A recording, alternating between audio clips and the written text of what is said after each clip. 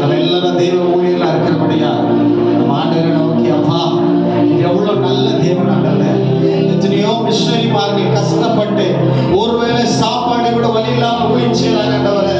எத்தனையோ மிஷனரிமார்கள் ஆண்டவரே நிதி வாங்கி கொண்டு பல மிரட்டல் பயத்தை நிமித்தம் ஊழியம் செய்து கொண்டு இருக்கிறாங்க. ஆனா எங்களுக்கு அப்படிப்பட்ட ஒரு காரியம் இல்லை ஆண்டவரே.